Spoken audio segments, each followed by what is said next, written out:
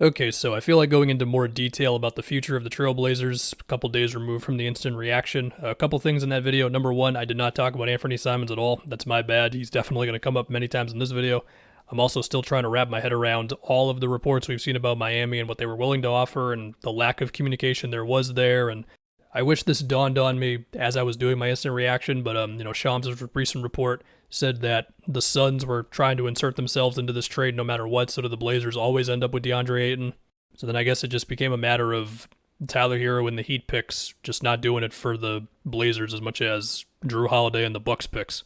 And okay, I mean, Drew is very tradable, as we're seeing with all the rumors right now. Anyway, let's go to the Blazers. So I think the easy thing to recognize right now with the Blazers on offense moving forward here, and I'm assuming that Drew is getting traded, and as far as what he gets moved for, we'll see then, okay? As far as Ayton's place in the team, I mean, of course he's going to be screening for Scoot, Shaden, and Simons, and I'll dive into that and give all those guys their moments in this vid, but for a few minutes here, it's mostly just going to be about DeAndre Ayton. And before I throw a bunch of numbers at you, let me just repeat what I said in my instant trade reaction vid. I think DeAndre Ayton is a good player to bet on. I'll also get to some of their other guys, and we'll touch on the defense at the very end. I would like to start a little more on the idea of Ayton getting more post-ups, more possessions, just more of what he wanted that he wasn't getting to his liking in Phoenix. So the advanced stats will tell you, at least the ones that I'm getting from NBA.com, that a DeAndre Ayton post-up since he showed up in the NBA, whether it be playoffs or regular season, for the most part has not been super efficient offense, besides the 2022 regular season. My eye test will tell you that him getting a good seal in front of the basket and someone finding him right away is good stuff. My eye test will also say that DeAndre Ayton getting the ball on the block as nothing else is happening on offense, and he kind of sizes up his defender and then shoots a face-up jumper or gets into, again, his patented fadeaway or hook shot or whatever, sometimes doesn't feel great. However, one thing I remember from his time in Phoenix is I do feel like sometimes DeAndre Ayton post-ups felt like more of a, okay, fine, here you go, man, than a sort of guys being excited for him to get the ball down there, I guess. And to be clear, some of this is on him. Some of it is fighting for position and also converting enough of those possessions to earn the trust of everybody. Like, it's definitely not just a DeAndre Ayton was wronged in Phoenix, The other thing, too, is that a DeAndre Ayton post-up is not a Scoot Henderson, Anthony Simons, or Shaden Sharp pick and roll, which we also want a lot of those. Now, to be fair, if he runs a screen with one of those guys and then it's a switch and then, okay, you can dump it down to him. Okay, fine, you can get post-ups out of that, too, of course.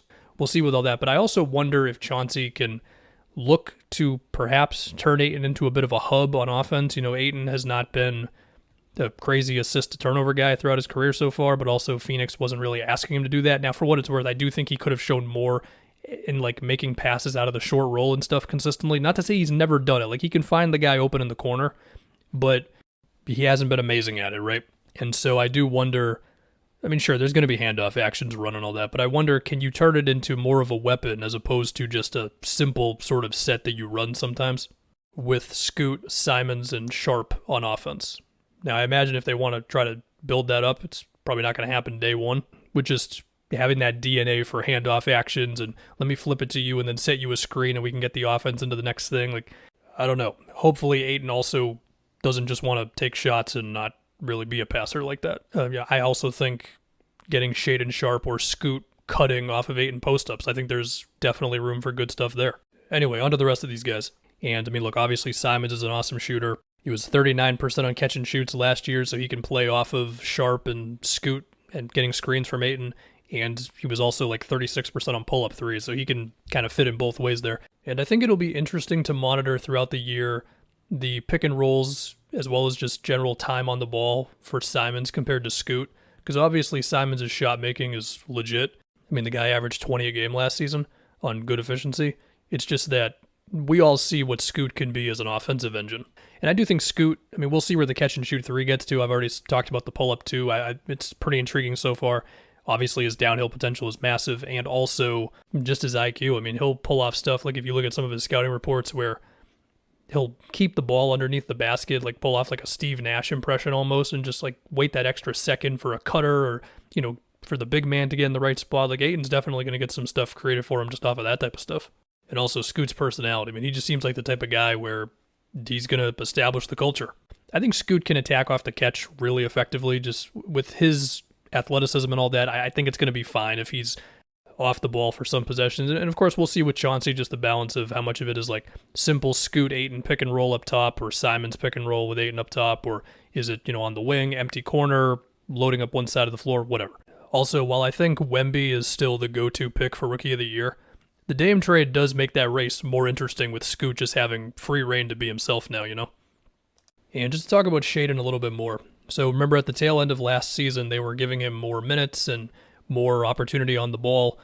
And, Shaden, he certainly is not scared to take some tough shots, whether they be pull-up threes or potentially even like the step-back two occasionally. Like I saw a little bit of that, just doing a quick rehash of, those last few games for him. And he was certainly putting up some points, and he was making, a good amount of those tough shots. And, of course, we all know his finishing potential around the rim and his transition stuff and all that. I do think that Shaden might have, I don't want to say it's going to be a tough time, but he might have to have the largest adjustment, at least compared to what it was at the end of last season for him, because I'm looking at it as Simons is an accomplished player who's already averaged 20 points a game in this league. Like, he's going to keep on being Anthony Simons. He's going to get his pull-up threes and all that, and he's proven it. He can make them at a good clip. Scoot is the star rookie who they're going to give the ball to, let him do his thing, get downhill, all that stuff. They're trying to get the most out of DeAndre and, exciting new trade, so we're going to let him do his thing, post-ups and all that nice stuff. Jeremy Grant's shooting. At this point, if you think Jeremy Grant's not taking shots, I don't know what to tell you. And so Shaden, again, I just think it'll be the largest adjustment for him. Because, the dude's talented. You do not want him just watching stuff happen, even if I think he can, like, attack off the catch. And, obviously, he can finish alley-oops if he's cutting or whatever. But he can make catch and shoot threes and all that. But, like, he can do stuff on the ball. I just think, again, adjustment, whatever I just said. And, of course, with all these screens, Ayton, whether he is popping to, like, 15 feet, whether he's going to a floater, whether he's hopefully being as aggressive as he can be around the basket, like, the normal DeAndre and stuff. Now let's get to the defense, as well as some other guys in the rotation, which has been a very interesting topic ever since Chauncey Billups took over. I did a little refresher, just looking at like some Blazers defensive possessions last year under Chauncey, and I was able to find Nurkic in a deep drop more than I remembered when I was going through their thing last season, which makes me regret a bit of the way I worded it in my instant trade reaction video, but them's the breaks, I guess. And so, okay, like he wasn't running super duper aggressive schemes every single time they faced a pick and roll, but even then their defense still hasn't been great. And if you want some defensive shot charts for last season for them, as in the shots they were giving up to opposing teams, they gave up like the fourth least amount of mid-range attempts per game. If your defense is good, usually you're getting teams to shoot more mid-range jumpers. They gave up the most shots in the league at the rim. They were like middle of the pack in corner three-pointers given up, like attempted. And you're just really fighting the math in trying to have a good defense when you're allowing teams to get, for the most part, pretty efficient shots off. Now, for what it's worth, they also did have a stretch. Was it early last season? It actually was going well. It was like Josh Hart and Justice Winslow, and I don't remember all the other wings, but it was working. Like, they had like a really aggressive defense that was overwhelming teams, then I think eventually teams kind of figured it out. And I get it. Their defensive backcourt of Dame and Simons, not exactly murderer's row of defensive backcourt, even if offensively they're, of course, very talented. Both of them, Dame's great. And so, okay, like DeAndre Ayton on his best days defensively, which was definitely not this previous season, but like during the Suns finals run, I do think he had like a pretty decently versatile thing on defense where if the Suns wanted him dropping back on screens, if they wanted him higher up, hell, even sometimes in a pinch, he might end up switched on to somebody. And like, he was looking good, and then it's slipped the past couple of years. So we'll see. Of course, Ayton is a good athlete and all that stuff, so that helps on defense. But, it's lateral stuff, it's the IQ and all that nice stuff. Staying in front of the ball handler while also making sure your guy doesn't get past you on the back line for a lob or whatever. As far as these other guys, I would like to believe Scoot can be good on defense, man. The dude's a great athlete. He's strong as hell, and his wingspan is huge. So he's got the physical tools for it. It's more so about, understanding rotations and screen navigation and all that stuff. So we'll see there. As far as Shaden, I think Sharp's defensive potential is like kind of crazy, especially as a help guy, given his verticality. Very fancy way of saying he jumps high. So, okay, they still have Thibault. We all know how good he is on defense. And they've got Jeremy Grant, who continues to be Jeremy Grant. Solid as hell both ways.